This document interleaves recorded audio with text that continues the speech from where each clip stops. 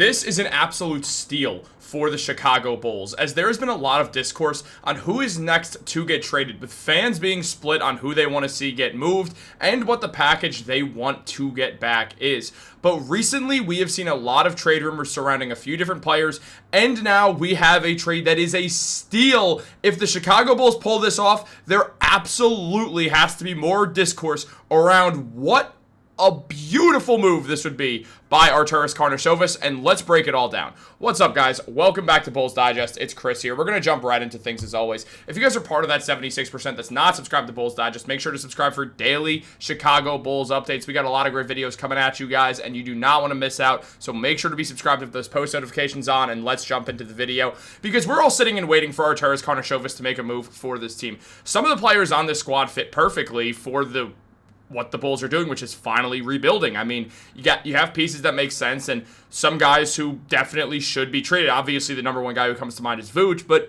we've talked a lot about Vuce getting traded, and now it does feel like a buyout is more likely. So there has been no shortage in fans moving to who they want to see get moved next, and that is Patrick Williams. Since being drafted 4th overall by the Bulls, Patrick Williams has just been a massive disappointment. Now, it's not like he's an unusable, unplayable player by any means. He's an NBA level talent, but the Bulls selected 4th overall, and this was a miss. A lot of Bulls fans truly did believe, by the way, I thought this was a terrible pick as well, that it should have been Tyrese Halliburton, and this is not revisionist history. There was so much discussion on, oh, Lonzo's out for an extended period of time. We don't know when Lonzo is going to be back. This guy in Tyrese Halliburton plays very similarly to Lonzo Ball in a couple ways, specifically the playmaking, something this team desperately needs around Zach Lavine, DeMar DeRozan, and Nikola Vucevic. So what the Bulls do, they went and drafted another wing/forward, which was not a necessity for the team. Yeah, they could have used another power forward, don't get me wrong, but this was just not the move, and a lot of fans instantly agreed that this was going to be a bad idea for the Bulls, and now we're seeing a world where he actually can get moved. And with all the discourse following this, it was mentioned by Sports Illustrated that the Phoenix Suns could be looking for a forward after expressing interest in Golden State Warriors forward Jonathan Kuminga. However, the Suns are moving off Kuminga, and they could look to set their sights on someone else. Bleacher Report writer Zach Buckley listed Chicago Bulls forward Patrick Williams, a former top 5 pick, as someone who could and likely will be on the trade block very soon. Now, Buckley said about this, it doesn't take much imagination to see Patrick Williams comfortably and capably holding a 3-and-D role, but that would still make him a massive disappointment in Chicago. Even if fans are much more pessimistic about P. Will than the front office, they'd still like to see a better return in the franchise's significant investments in him. Now, also, Buckley said, get him away from the Bulls, and those expectations should be alleviated. Since he's almost certainly a negative trade asset at his point, rival clubs may be incentivized to take him off their hands. The weighty pressure to perform would be off his shoulders, and he may not be asked to do more than dig in defensively and shoot from distance skills that he's already showcased at this level. So there has been a lot of discussion surrounding Patrick Williams already. And the Suns are listed as a team that makes sense. And the reason for this is pretty simple. The Suns, guys, we all know it. The Suns have 60 million shooting guards on their team. Whether it's Devin Booker, Dillon Brooks, Jalen Green, Grayson Allen, they just drafted one in the 2nd round as well, Kobe Brea. They have a bunch of good scoring shooting guards and not much else on their team outside of 2 guys who both started last season with the Charlotte Hornets as a center. That's basically their whole roster, and Royce O'Neal. So with that in mind, the Suns, this team doesn't fit together. Patrick Williams does make sense there. He doesn't need the ball. He's a good defender. And if Royce O'Neal continues to struggle, boom, Patrick Williams, younger guy, and you could take a gamble on him while not giving up too much that's going to impact you. The Bulls, they have a chance to move on from Williams and actually look to a team that could use his skill set and could use a change. And I think the best bet for the Bulls to get maximum value is actually to keep Williams on the team this season. With the lack of scoring options going into the year outside of Kobe White, especially depending on when Vuce gets bought out, Williams does have a chance to kind of emerge as a bigger option. Now, obviously, Buzelis is someone who's going to get the nod over him, as he absolutely should. But still, Williams will have more of a chance because there isn't a ton of isolation scoring on this team. So if he wants to show some part of other bag that he has, it's over the first half of this season, which makes me think the Bulls should wait a bit, which could, and I think will, increase his value. Now, On top of that, Sports Illustrated mentioned that Williams is averaging 10 points, 9.5 points per game in his first 5 NBA seasons with the Bulls. He may not be the number 4 overall pick he was when he came into the league, but he can have a decent career as a role player in the NBA. The Suns could benefit from adding a player like Williams, perhaps in a trade involving Nick Richards and Grayson Allen. Now, if the Suns and the Bulls agreed to this deal and sent Patrick Williams for a mix of Grayson Allen and Nick Richards, build the statue.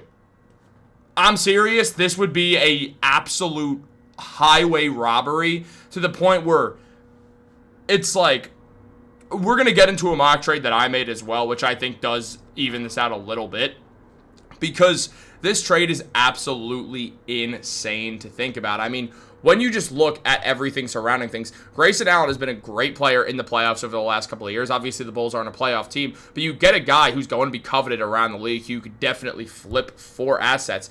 And I think that will be a huge part of things when you look at it. And also, when you just look at all the contracts, Grayson Allen, he's got 3 years left on a deal that for a shooter is fairly standard, if anything. I don't think this is a bad contract at all.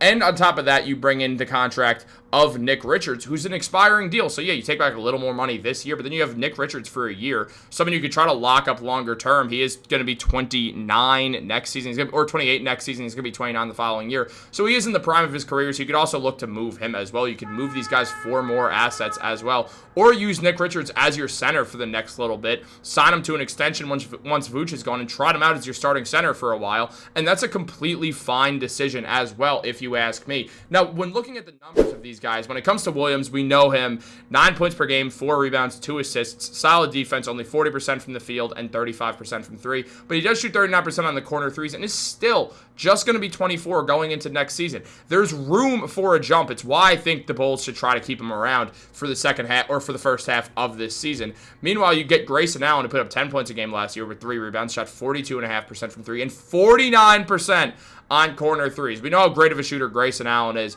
He would obviously be a huge piece for the Bulls. Being in his prime right now, we'd be able to flip him very soon after as well for draft stock, and that's going to matter later, so keep that in mind. Meanwhile, Nick Richards is also just a very solid center. 9 points, 8 rebounds a game, gets a block. Very, very good offensive rebounder. The defense does have some issues there, don't get me wrong, but he's a solid player with good rebounding skill and also very good athleticism, good roll man. He's got a lot of offensive talent, which I think would be big for this Knicks team as well. So, now, here's a move that I think would make sense. If you look at Patrick Williams' contract, it's going to be a lot for the rest of his deal, and unless he breaks out, it's going to stay a bad contract till it's an expiring deal. So you're gonna have to add some sort of first round pick. You're gonna have to add something protected. You don't need to give an unprotected pick for Grayson Allen and Nick Richards to move Patrick Williams' contract, but you're gonna have to add something because the Suns need draft capital and they're gonna demand a first for this. And I think this is a way to get away from things. If you throw in this 2028 first, top 10 protected, there's 2 years to tank. You do the tank right, you do the rebuild right, you're back to the play-in or low playoffs at the very least in 2 years if you can get things right. Rebuilds don't have to take forever. It's like there's no skill on this team. If you lock up Kobe White for the foreseeable future, if you have Josh Giddey, if you have Buzelis who keeps developing, you're not that far off. It's not the craziest distance in the world to once again become a team that then will have stars interested in going there because it's the market that it is. It's the Bulls market. That's going to be huge for them. So I think that's a big part of things as well to look at. And I honestly think this is a deal that does make a ton of sense because then, as I mentioned before, you then go out there, you use Grayson Allen, you flip him for more. You flip him and get that draft capital back. You then go, all right, we'll sell off Grayson Allen at the deadline. What team needs an elite shooter? This team's contending. They need an elite shooter. We just trade our 2028 first round pick away. We want a draft pick because now we're a little shorter on draft capital while trying to rebuild. What do you have for us? Perfect scenario there. And then on top of that, Grayson Allen, who will be playing on the Bulls for at least a little bit, is going to get 1 million touches. You jack up his touches because of the plan. You let him just score the ball at will, average 18 points a game with the Bulls, and then you get a first for him, and you can probably get it for unprotected because it's going to be a desperate team that needs a shooter and sees that Grayson Allen's the guy you go for here. That, I think, is the way for the Bulls to complete an absolute heist. I couldn't say complete that much. I literally got my tongue twisted. Guys, what do you think? Let me know in the comments down below. Like this video, subscribe, turn on post notifications. Have a great day. I'll catch you on the next one.